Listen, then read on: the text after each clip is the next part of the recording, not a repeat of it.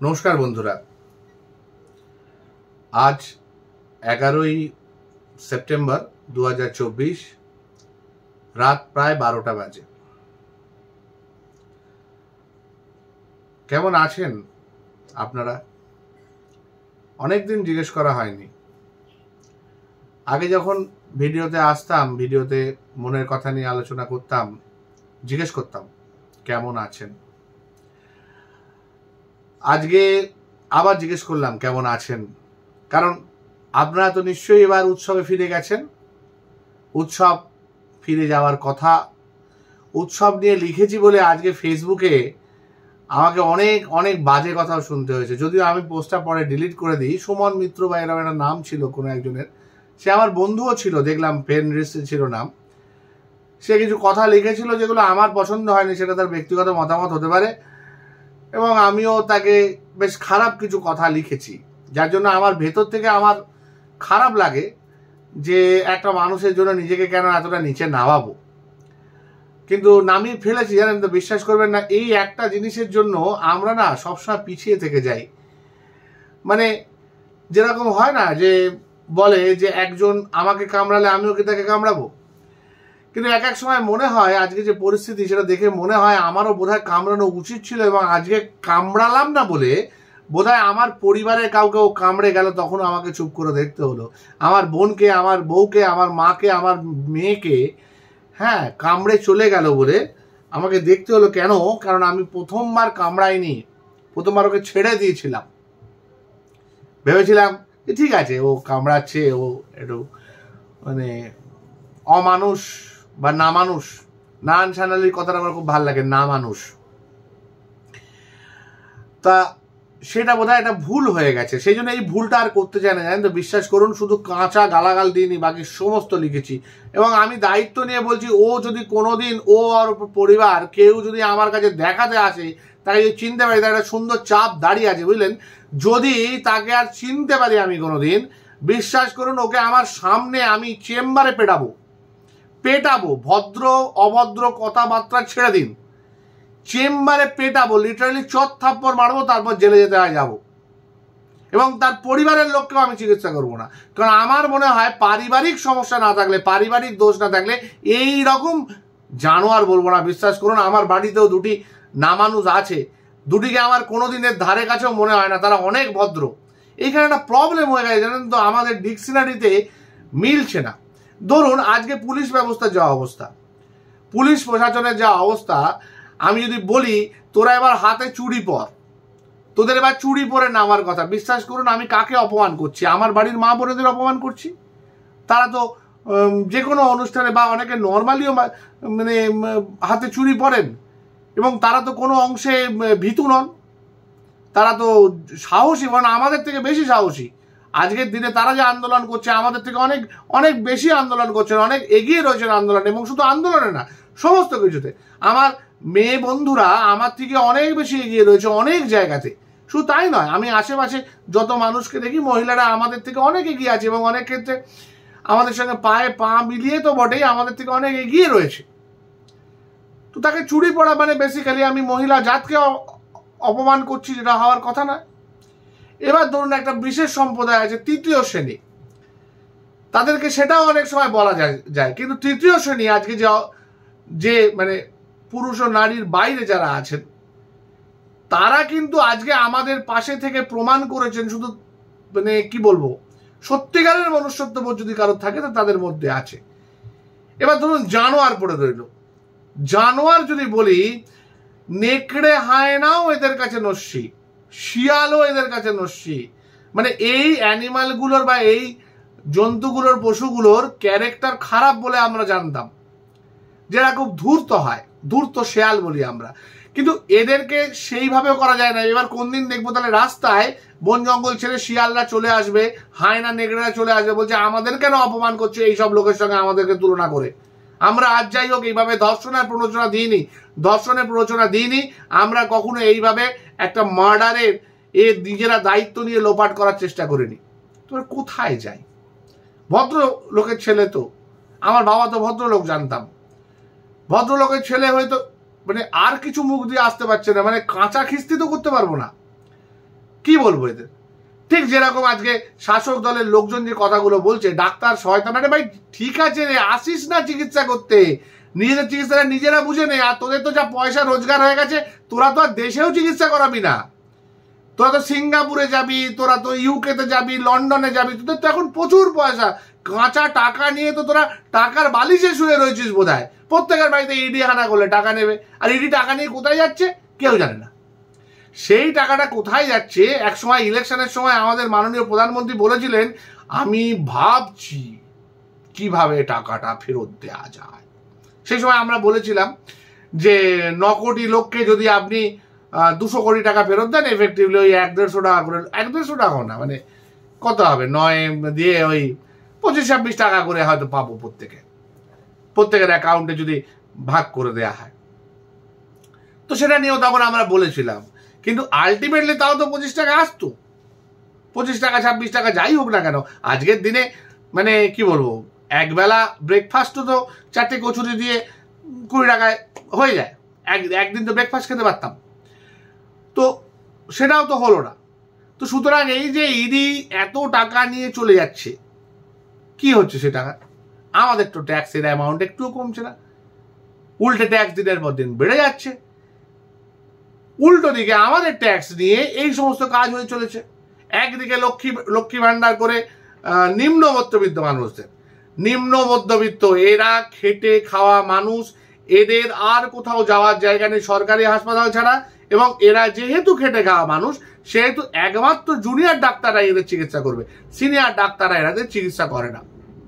যেন আমরা সিনিয়র ডাক্তাররা, যদিও আমি প্রাইভেট প্র্যাকটিস করি, আমি প্রাইভেট হসপিটালে কাজ করি, আমি সরকারি হাসপাতালে কোনোদিন কাজ করিনি, দাবি করতে পারবো না আমি সেটা, কিন্তু যারা আমার বন্ধু বান্ধব যারা আজকে সিনিয়র ডাক্তার, কেউ অ্যাসিস্ট্যান্ট প্রফেসর, কেউ অ্যাসোসিয়েট প্রফেসর, কেউ প্রফেসর, এবং তারা কাজ করে চলেছে দিনের পর দিন সরকারি হাসপাতালে, তারা নাকি কাজই করে না। পুরো সরকারি স্বাস্থ্য ব্যবস্থার মেরুদণ্ড হচ্ছে জুনিয়র ডাক্তাররা। আমাদের একটা কথা আছে জানেন তো, সেটাকে বলে রেসপন্ডেন্ট সুপিরিয়ার, মানে যারা জুনিয়র, যারা ডাক্তারি হয় পাস করেনি, ইন্টার্নশিপ করছে, বা ইমিডিয়েট পাস করেছে, হাউস স্টাফশিপ করছে, বা পোস্ট গ্রাজুয়েট ট্রেনিং, মানে ট্রেনিংয়ে আছে যারা, তাদেরকে আমরা শিক্ষানবিশ বলি। এবং তাদের যে কাজ, তারা যদি কোনো ভুল করে তার রেসপন্সিবিলিটি থাকে সিনিয়রদের, যার জন্য আমরা ওদেরকে শেখাই, কাজ করাই, এবং হ্যাঁ বেশ কিছু ক্ষেত্রে ওদের শেখার জন্য কাজ করতে হয়, কিন্তু বিশ্বাস করুন এটা কম্পালশন নয়। আমি যে প্রাইভেট হসপিটালে কাজ করি সেখানেও পোস্ট গ্র্যাজুয়েশন হয়, পোস্ট গ্র্যাজুয়েট পড়ানো হয়, এবং সেখানে আমার যে পিজিটিরা কাজ করে তারা নিশ্চয়ই কাজ করে, কিন্তু তারা পড়াশোনাও করে, এবং তাদের পিছনে সব সময় ব্যাকআপের জন্য আমরা থাকি। এবং আমাদের কখনো মনে হয়নি ওরা যে আন্দোলনে গিয়েছিল, এই আন্দোলনে তাতে আমাদের হাসপাতাল পরিষেবার কোনো অসুবিধা হয়েছে। এবার হাসপাতাল পরিষেবার কখন অসুবিধা হয়, যখন স্বাস্থ্য ব্যবস্থাটা অলরেডি খারাপ হয়ে থাকে। আর আপনারা যেটা বুঝছেন না, যেটা থেকে মনটাকে সরাতে চেষ্টা করছেন, এই গোটা জিনিসটার সঙ্গে কিন্তু স্বাস্থ্য ব্যবস্থাটা ওতপ্রোতভাবে দায়ী। এই যে নির্ভয়া বা তিলোত্তমার যে হত্যা হয়েছে, সেই হত্যাটা কিন্তু একটা স্বাস্থ্য ব্যবস্থার পচন থেকে এসেছে। ও ভালো কাজ করতো, বেশি কাজ করতে চাইতো, এটাতে অনেকের চোখ খুশি হয়েছিল। ভাবা যায় কেন না ও বেশি কাজ করে? কেন কাজ করার কি দরকার আছে? ও তো পিজিটি, ও তো পাস করবে, তো পয়সা দেবে, আমরা পাস করে দেবো, পয়সা দেবে না, পাস করাবো না। কাজ করার কি দরকার আছে? গরিব মানুষ তো, মারা গেলেও কিছু বলবে না, আর মারা যদি যায়, যদি কিছু হল্লাকারি টারি হয়, আমরা তো আছি, আমরা তো লক্ষ্মী ভান্ডার দিচ্ছি, আমরা চেপে দেবো। গরিবের তো মৃত্যুর কোনো দাম নেই, গরিবরা তো এমনি হেলায় ফেলায় মারা যাচ্ছে। অর্ধেক জায়গায় দেখুন না, সেখানে মানে দেহ জ্বালিয়ে দিচ্ছে। শুধু এক্ষেত্রে না, এক্ষেত্রে তো না, দেহটা পোস্টমর্টমের পরে জ্বালানো হয়েছে, বেশিরভাগ ক্ষেত্রে মারা যাওয়ার পর দেহ পাওয়াই যাচ্ছে না, জ্বালিয়ে দিচ্ছে। ইভেন এই সিপিএম বামফ্রন্টের আমলে নন্দীগ্রাম থেকে এখনো 12 জনকে পাওয়া যায়নি। সেখানে মাননীয় বর্তমান মুখ্যমন্ত্রী কি বললেন, আমি জানি এই ঘুঘুর বাসাটা উনি একবারও অস্বীকার করলেন না, কিন্তু স্বাস্থ্যমন্ত্রী হিসেবে উনি কিন্তু একবারও অস্বীকার করলেন না যে স্বাস্থ্য দপ্তরের মধ্যে ঘুঘুর বাসা আছে। যদি উনি ঘুঘুর বাসা আছে স্বীকার করে নেন, সেই একটা কারণেই তো ওনার পদত্যাগ করা উচিত। একটা কারণেই তো ওনার বলার কথা যে 13 বছরে আমি ঘুঘুর বাসা ভাঙতে পারিনি। উল্টে যেটা আমরা দেখছি, সেই ঘুঘুর বাসাটাকে বিরাট বড় করে বানানো হয়েছে। বিশ্বাস করুন, আবার আমি ক্ষমা চেয়ে নিচ্ছি। আমার বাড়ির এই যে যেখানে বসে আছি না, পিছনে একটা জানলা আছে, এই ব্যালকানিতে দুটো ঘুঘু পাখি থাকে। তাদের রিসেন্টলি ডিম পেড়েছে। প্রতি 3 মাসে একবার করে ডিম পারে, ওদের বাচ্চা হয়, ওরা বড় হয়, 2-1টা বাচ্চা মাটিতে পড়ে গিয়ে মারা যায়, বাকিরা কিন্তু আবার উড়ে উড়ে চলে যায়। ঘুঘুর বাসা আমার বাড়িতেও আছে। ঘুঘু পাখিটা কিন্তু কোনো ঝামেলা করে না। এই যে কাউকে কিছু বলতে গিয়ে একটা অ্যানিমালকে অপমান করে ফেলছি, মানে আমার বোধহয় নরকেও স্থায়ী হবে না। এরা সহ্য করতে পারছে না। বাইরে হচ্ছে নিশ্চয়ই সে জেগে বসে আছে, এই পাখিটা নিশ্চয়ই জেগে বসে আছে এবং আমাকে বলছে, তুই বেটা আমার নামে গালাগাল দিচ্ছিস, হতভাগা ডাক্তার, তো লজ্জা করে না? তুই ওরকম একটা মানুষের সাথে আমাকে তুলনা করছিস। আমি দিন আনি দিন খাই, আমি চুপচাপ ডিম পাড়ি, তাতে দাদি সারাদিন বসে বসে, তুই তাড়ালেও আমি যাই না, তুই আমাকে গালাগাল দিচ্ছিস। আমি কোনোদিন তোর ক্ষতি করেছি? তোর একটা বাড়ির একটা কিছু নিয়েছি? সে আমাকে বলছে। এই বলে ফেললাম এখন মুখে, ঘুঘুর ভাষা সবাই লিখছে, ঘুঘুর ভাষা আমার মুখ দিয়ে বেরিয়ে গেল। পাখির ভাষা বলতে হবে এবার পাখির ভাষা বললে ওভারঅল পাখির জাতিটাকে পর্যন্ত গালাগাল দিয়ে দিচ্ছি। বিরাট প্রবলেমে পড়ে গেছি জানেন তো। গালাগাল দেওয়ার ভাষা পাচ্ছি না, ডিকশনারি পাচ্ছি না। যদি কেউ বাংলায় থাকেন কমেন্টে না প্লিজ কয়েকটা এমন মানে গালাগাল টাইপের বা কিছু একটা দিয়ে দিন, যেটা দিয়ে কাউকে আমি ডেসক্রাইব করতে পারি। বিশেষণের অভাব হয়ে যাচ্ছে। যদি আপনাদের মাথায় কিছু আসে, আপনারা তো নিশ্চয়ই খুব শিক্ষিত মানুষ মানে যারা আছেন, যদি এমন কিছু যাতে আমি কাউকে কোনো রকম অপমান না করে 2-4টা কথা বলতে পারি, মানে জন্তু জানোয়ারকে করলাম না, হ্যাঁ, মানে নারীদের করলাম না, বা কাউকে না করে 2-1টা কথা বলতে পারি, বিরাট অসুবিধায় পড়ে গেছি জানেন তো। তো যাই হোক, এই যে জিনিসটা বললেন পাখির বাসা স্বাস্থ্য দপ্তরে ভরে রয়েছে, এই যে জায়গাটা উনি জানতেন, উনি পরিষ্কার স্বীকার করলেন সেনকে সাংবাদিক সম্মেলনে, উনি জানতেন কিন্তু ভাঙেননি, কারণ উনি কারো চাকরি খেতে চান না। ভাবা যায়, আমরা চিরকাল শুনে এসেছি ভাব সম্প্রসারণ করতাম এক পাতায়, তাও আমাদের বাংলা টিচার মাননীয় বাণীবাবু আমাদের 10-এ 5 দিতেন, মেরে কেটে 6 দিতেন। রাতুল 7.5 পেত, কেন পেত সেটা আজকে আর বলছি না। হ্যাঁ, তো এই যে তারাও ভাব সম্প্রসারণ করতেন যে অন্যায় যে করে আর অন্যায় যে সহে, তব ঘৃণা তারে যেন তৃণ সমদহে। আর আপনাকে যদি ঘৃণা করি তাহলে কিছু ভুল করছি ম্যাডাম, কিছু অন্যায় করছি, কেন ঘৃণা করব না? আপনি তো নিজে স্বীকার করছেন যে পাখির বাসা ছিল, পাখির বাসা আমি ভাঙিনি তাদের চাকরি রাখার জন্য, এবং যেটা আপনি স্বীকার করছেন না সেটা হচ্ছে সেটাকে একটা প্রাতিষ্ঠানিক রূপ পেয়েছে। সেটা যদি একটা ছোট্ট গাছ থাকে, সেটা একটা বিরাট বট গাছ হয়ে তার চারিদিকে ডালপালা শিকড় বাকড় একদম ছেয়ে গেছে। এই যে বিভিন্ন শাসক দলের যে সমস্ত প্রতিনিধিরা বিভিন্ন মিডিয়াতে আসছেন, সংবাদ মাধ্যমের যে মিডিয়াতে আসছেন, তারা বলছেন ট্রেনে করে লাল গোলাতে করে রাত্রিবেলা মিছিলের মতো করে লোক আসে, পরদিন রাত্রিটা থেকে পরদিন দেখাবে বলে নীলরতন সরকারে সাধারণত তারা আসে। কেন আসে? লাল গোলা তো মুর্শিদাবাদ থেকে আসে। ওই লাইনে 5 থেকে 7টা মেডিকেল কলেজ আছে, সরকারি এবং আরো কয়েকটি বেসরকারি। তাহলে তারা সেখানে না গিয়ে কলকাতায় আসছে কেন? কলকাতায় এক্সট্রা কি ফেসিলিটিস আছে? হিসেব মতো প্রত্যেকটা মেডিকেল কলেজে জুনিয়র ডাক্তারও থাকে, সিনিয়র ডাক্তারও থাকে, এবং প্রায় সব রকম ফেসিলিটি থাকে। তার মানে আপনি আপনার মেডিকেল কলেজে সেই ফেসিলিটি বানাতে পারেননি, আপনার সেই ক্যাপাবিলিটি নেই যে আপনি মুর্শিদাবাদ মেডিকেল কলেজে আপনি এই পেশেন্টগুলোর চিকিৎসা করতে পারেন, বা নদিয়ায় কৃষ্ণনগরে, তার পরবর্তীকালে বারাসাতে, কত জায়গায় কতগুলো মেডিকেল কলেজ রয়েছে। কলকাতার 5টা মেডিকেল কলেজে কেন তাকে আসতে হবে? প্রতিটা রাজ্যে মেডিকেল, এই জেলায় মেডিকেল কলেজ আছে, তার বাইরেও আছে। ডায়মন্ড হারবার মেডিকেল কলেজ, তো ডায়মন্ড হারবারের লোক এদিকে আসবে কেন? ওখানে দেখিয়ে নেবে। এবং সেখানে এই যে বারবার দেখানো হচ্ছে 7,000 জন মাত্র ডাক্তার যারা কিনা শিক্ষানবিশ, আর 93,000 ডাক্তার যারা কিনা পাশ করা ডাক্তার, যারা কিনা তাদের টিচারও বটে, ইন্ডিপেন্ডেন্ট ডাক্তারও বটে। তো মাত্র 7,000-এর জন্য 9 কোটির চিকিৎসা চলে। মেরুদণ্ড মেরুদণ্ড দেখেই বলুন না, কতগুলো ভার্টিব্রা শরীরটাকে ধরে রাখে, কতগুলো ভার্টিব্রা, কোনটা শক্ত কোনটা নরম। শিরদাঁড়া থাকলে না, এই শিরদাঁড়া নিয়ে কথা বলতেন না। আমাদের জুনিয়র ডাক্তাররা সঠিকভাবেই আপনাদের শিরদাঁড়া ব্রেন সব সাপ্লাই করে যাচ্ছে,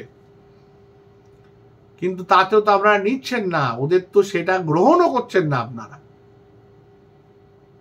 3টের সময় নাকি ইমেল করা হয়েছে মাননীয়াকে, সেই নিয়ে কথা উঠছে। আরে বাবা দেখুন ওরা কি অবস্থায় ছিল। আপনি তো নিজে সারাদিন রাস্তায় নেমে আন্দোলন করতেন, আজকে আপনি যেই মুহূর্তে বিরোধী দলনেত্রী থেকে প্রধান হয়ে গেলেন রাজ্যের, তখনই আপনার সব চেঞ্জ হয়ে গেল। আর অদ্ভুতভাবে কেন্দ্রীয় সরকার এবং রাজ্যপাল কিন্তু একদম চুপ হয়ে গেছেন, কোনো কথা নেই। সেই মাননীয় বিমানবাবুর মতো, বিমানবাবু যেমন মুখে আঙুল দিয়ে বলতেন আমি কিছু বলবো না, সেই ব্যাপার হয়ে গেছে। উনিও কিছু বলছেন না, উনি বলবেনটা কি করে, ওনারা তো অনেক রকম সমস্যা আছে। যাই হোক, সেই প্রসঙ্গে না যাওয়াই ভালো। কিন্তু যেটা দেখছি আমরা সেটা হচ্ছে কেন্দ্র এবং রাজ্যের একটা সুন্দর আতাত হয়ে গেছে। সেটা কিসের আতাত আমরা জানি না, এর আগেও হয়েছে, এখনো হচ্ছে। একটা সুন্দর আতাত হয়ে গেছে এবং সেই আতাতটা আমার মনে হয় দীর্ঘস্থায়ী হচ্ছে। এবং এনারা সবাই চাইছেন যে পুজোর মধ্যে সবাই আপনারা উৎসবে ফিরুন। পুজোয় অলরেডি আপনি দেখবেন যে বিজ্ঞাপন শুরু হয়ে গেছে। হ্যাঁ, মানে বিভিন্ন যে সমস্ত এই সংবাদ মাধ্যমগুলোতেই আমাদের ডাক্তারদের হয়ে দেখাচ্ছে আমরা সারাক্ষণ কি আন্দোলন করছি, সেখানেই মাঝে মাঝে বিভিন্ন শাড়ির দোকানের অ্যাড চলে আসছে। এক তো আসেই, একজন কি দুজন তিনজন তারা মাধ্যমিকে ফার্স্ট সেকেন্ড থার্ড হয়েছে, সেটা তো আসেই। তার সাথে সারাক্ষণ চলে আসছে বিভিন্ন রকমের হয় শাড়ি নয় গয়নার দোকানের অ্যাডভার্টাইজ, এবং তার সাথে ঢাকের আওয়াজ শোনা যাচ্ছে ব্যাকগ্রাউন্ডে। তার মানে আমি মুখে যাই বলি না কেন, আমি চাইছি পুজো চলে আসুক। এবং আমি সংবাদ মাধ্যমের শীর্ষ হয়েও, পয়সার ব্যাপার তো, পয়সা তো লাগবে। অ্যাড না হলে, বিজ্ঞাপন না হলে কিভাবে চলবে বলুন? ঠিক কথা, একদম সবারই রুটি রুজির ব্যাপার। যেমন ধরুন মাননীয়া তো সঠিকভাবেই বলেছেন যে সবার রুটি রুজির ব্যাপার। আমরা ভুলে গেলাম যে কোভিডের সময় আমরা একটু ছোট করে দুর্গাপুজো করেছিলাম। হ্যাঁ হ্যাঁ, কোভিডটা অবশ্য কি বলবো, ডাক্তাররা তখন তো সোলজার ছিলেন। হ্যাঁ, তাদের চওড়া কাঁধের উপর দিয়ে তো কোভিডটাকে আমরা নম করে পার হয়ে গেছি। সেই সময় আমরা প্রাইভেট ডাক্তাররা বিশ্বাস করুন স্বাস্থ্য ভবনে গিয়ে মিটিং করে, স্বাস্থ্য ভবনের হয়ে, স্বাস্থ্য ভবনের গাড়িতে করে আমরা বিভিন্ন প্রাইভেট হাসপাতালগুলো ইন্সপেকশন করেছি কোভিড প্রোটোকল হিসেবে। এই যে এই স্বাস্থ্য রাজ্য সরকারের যে সমস্ত সকল দালাল এমএলএ এমপি এরা আছে না, বিশ্বাস করুন এরা ঘরের বাইরে বেরোতো না। হ্যাঁ, এবং আপনি জানেন কিনা জানি না, যে মানুষগুলো আজকে হয় জেলে আছে আর নইলে মন্ত্রী হয়ে আছে, তাদের মধ্যে অনেকে আমাদের প্রাইভেট হসপিটালে গিয়ে চিকিৎসা করেছেন। সেই সময় আমরা পিপি পরে থাকতাম তো, ওই জন্য চিনতে পারেননি হয়তো। হ্যাঁ, তারা একদম সারি দিয়ে আমাদের কোভিড কেবিনগুলোতে ভর্তি থাকতেন। এমনও হয়েছে এক এক দিন এক একটা ঘরে ঢুকছি দেখতে এক একজন মিনিস্টার। হ্যাঁ, তারা কিন্তু কোনদিন সরকারি হাসপাতালে ভর্তি হয়নি, কোনোদিন তারা পিজি হাসপাতাল বা আইডিতে ভর্তি হয়নি। আইডিতে যোগীরাজ দা অত ভালো কাজ করছিল সেই সময়, তখন কিন্তু কেউ ভর্তি হয়নি, সবাই কিন্তু ওই প্রাইভেট হসপিটালে ভর্তি হয়েছে। আর আমার ঈশ্বরের ইচ্ছে সবার সঙ্গে দেখা হয়েছে, সবার সঙ্গে দেখা হয়ে পেরেছে। আজকেও তারা দেখলে আমায় চিনতে পারবেন না, কারণ তখন পিপি পড়েছিলাম তো, চিনতে পারবেন না কেউ। তো যাই হোক, তো সেই সময় কিন্তু দুর্গাপুজো কম হয়েছিল, সেই সময় কিন্তু দুর্গাপুজোর এত বাড়বাড়ন্ত হয়নি। আর এবার তো একটা ডাক্তার মাত্র মারা গেছে, একটা বিচ্ছিন্ন ঘটনা। এবারে তার জন্য একটা গোটা পুজো কিভাবে আমরা স্যাক্রিফাইস করবো, কত মানুষের রুটি রুজির ব্যাপার ভাবা যায়। আর এরা যেটা করছে সেটা তো উৎসবের মতোই, রোজ এক জায়গা থেকে এক জায়গায় হেঁটে যাচ্ছে, কোথায় আরজি কর, সেখান থেকে চলে এসে স্বাস্থ্য ভবনে এসে বসে আছে, কোনো কাজ নেই, কাজ করার ইচ্ছাও নেই, ওই জন্য সব এসে বসে আছে। আর এদেরকে যা যে পরিমাণ খাবার দাবার লোকজন দিয়ে যাচ্ছে, কি পরিমাণ খাবার ওয়েস্ট হচ্ছে বাপরে বাপ। 10টা টয়লেট পর্যন্ত রেখে দিয়েছে, বায়ো টয়লেট। কতদিন ধরে থাকবে জানি না, গোটা রাস্তাটা আমার নষ্ট হয়ে গেল। পুজোয় লোকে ওই রাস্তা দিয়ে তো শপিং করতে যাবে, কি হবে? এবার তুলে দেবো, সুপ্রিম কোর্ট তো বলেই দিয়েছে, এবার একদিন একটুখানি জলকামান টলকামান নিয়ে এসে তুলে দেবো। একটা ছেলের গায়ে যদি হাত লাগে না, একটা ছেলের গায়ে যদি হাত লাগে, একটা সিনিয়র ডাক্তার কিন্তু আর এরকম কষ্ট করে ওদের কাজটা করবে না, সব মাস রিজেকশন দিয়ে বেরিয়ে যাবে, এটুকু নিশ্চিন্ত ধরতে পারেন। এবং গভর্নমেন্টে না, প্রাইভেট হাসপাতালেও আপনিও আপনার চিকিৎসার জন্য পাবেন না। বিশ্বাস করুন, আপনার কালপিটেরাও কিন্তু প্রাইভেট হাসপাতালে চিকিৎসা নিচ্ছে এখন। একজন তো ডেফিনিট তিনি রয়েছেন, এখনো চিকিৎসাধীন রয়েছেন। হ্যাঁ, তিনি তো বেরোতেই চাইছেন না আইসিইউ থেকে, এরকম একটা সিচুয়েশন। তো সেই জায়গায় দাঁড়িয়ে কিন্তু দায়িত্ব নিয়ে বলতে পারি, একটি লোককে আর কোনো কাজে পাবেন না, আমরা দরজায় খিল দিয়ে দেবো। সেই আবার সিবিআই আসুক, ইডি আসুক, মব আসুক, বেরোলে আমাদের লাশ বেরোবে, অরিজিনাল আর পাবেন না। তখন দেখবেন আমার পোস্টমর্টেম করারও লোক পাচ্ছেন না, আমার ডেথ সার্টিফিকেট লেখারও লোক পাচ্ছেন না, এরকম একটা সিচুয়েশন হবে। কারণ এটা তো বলা বাহুল্য যে জীবনের প্রথম এবং শেষ সার্টিফিকেটটা আমরাই দিই, যে আপনি মাঝে যতই সার্টিফিকেট এখানে ওখান থেকে জোগাড় করুন না কেন, প্রথম আর শেষ সার্টিফিকেটটা কিন্তু ডাক্তারই দেবে, আমরাই দেব। এবং সেখানে আমরা বসে যাব, কেউ পাবে না কিছু, আর পরিষ্কার ব্যাপার। আমরা অনেক হিপোক্রেটিক ওথ নিয়ে আমরা বলেছি, আমরা অনেক কিছু করেছি জীবনে, কিন্তু হিপোক্রেটিক ওথও আমাদের সংবিধানের মতো বহুদিন পুরনো লেখা জিনিস একটা। আমাদের মনে হচ্ছে তো ওটারও এবার একটা চেঞ্জ করা উচিত, যেরকম আমাদের সংবিধান অনুযায়ী এরকম 10 বছর 20 বছর ধরে চলা একটা বিচার ব্যবস্থা, যেখানে দোষীর শাস্তি পেতে পেতে লোকে চুল পেকে যায়, আমাদের তেমনি পেকে গেছে, পুরোটাই হয়তো ঝরে যাবে যতদিনে এই একটা পার্টিকুলার এর সাজা হবে। আর এটার তো কোনো হিসেবই নেই। এখনো পর্যন্ত সিবিআই কনফিউজ যে অ্যাকচুয়াল মার্ডার স্পটটা কি ছিল, সেটাই খুঁজে পাচ্ছে না এখন। তারা এইটুকু শিওর হতে পেরেছে যে ওই সেমিনার রুমে কিছু হয়নি। দুটো জিনিসে তারা শিওর হতে পেরেছে, এক হচ্ছে সেমিনার রুমে কিছু হয়নি, 2 নম্বর হচ্ছে সিমেন্টটা নাকি ইনজেক্ট করা হয়েছিল, কোনো ধর্ষণ হয়নি। সুতরাং এই যে ধর্ষণ নিয়ে এত আন্দোলন হচ্ছে এবং পুরো আন্দোলনের মুখটা ধর্ষণের দিকে ঘোরানো হচ্ছে, আমি কিন্তু প্রথম দিন থেকে এটা বলেছি। আপনি আমার প্রথম 2-3 দিনের মধ্যে 12-13 তারিখের নাগাদ যদি ভিডিও দেখেন, তাহলে দেখবেন যে ওই সময়ে আমরা খবর পেয়েছিলাম, আমরা জেনে গেছিলাম যে খুন করার পর ধর্ষণ করার একটা চেষ্টা হয়েছে।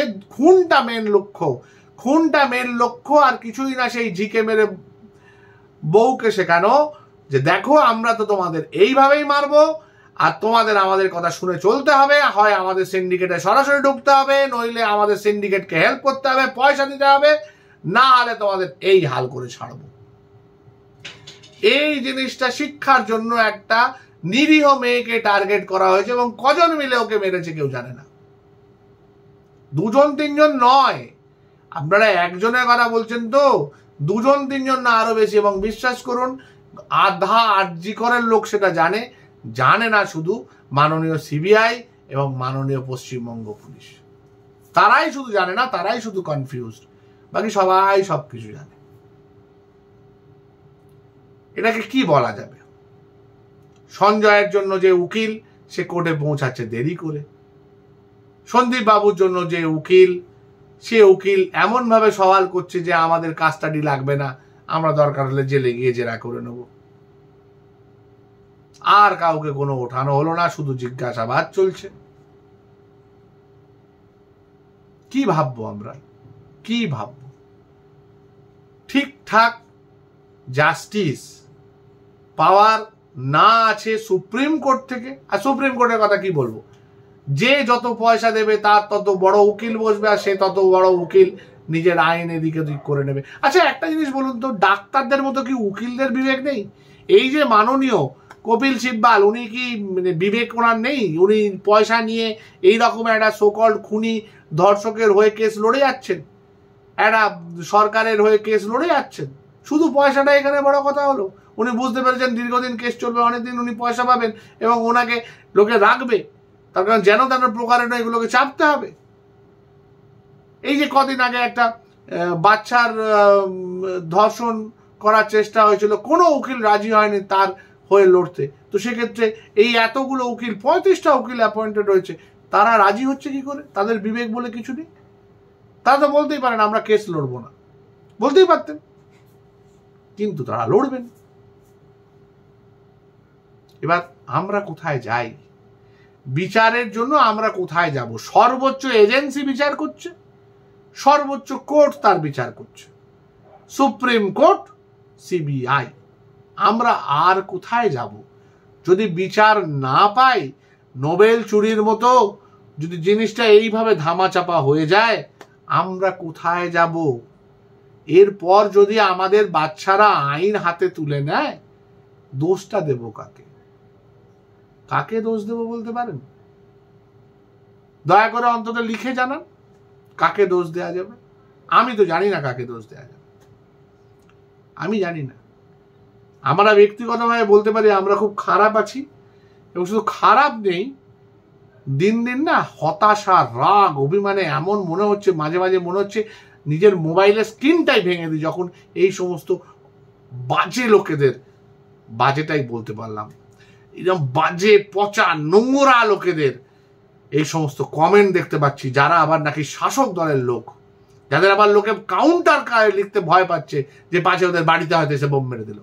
এতটাই তারা ক্ষমতাবান বাজে লোক। দেখা যাক। আমি ভগবানে বিশ্বাস করি না, আমি মানুষকে বিশ্বাস করি, জনতা জনার্দনকে বিশ্বাস করি, এবং শুধু এই জনতা জনার্দনকে বিশ্বাস করে সব সময় পাশে থাকবো আমাদের ভাইদের। ওরা যাই করুক না কেন, ওরা যদি আমাদের কোনো সাহায্য নাও চায়, তাও আমরা ওদের সঙ্গে পাশে থাকবো, এবং ওদের উপর একটা হাত পড়লে আমরা কিন্তু আমাদের হাত গুটিয়ে নেব, পেন আমরা আর হাতে ধরবো না, দরকার হলে আস্তিন গোটাবো। হুমকি আপনারা দিন, আমরা করে দেখাবো। আপনি যা হুমকি দেবেন আমরা সেটা করে দেখাবো, গ্যারেন্টি। ভালো থাকবেন, উৎসব করুন, উৎসব। নমস্কার।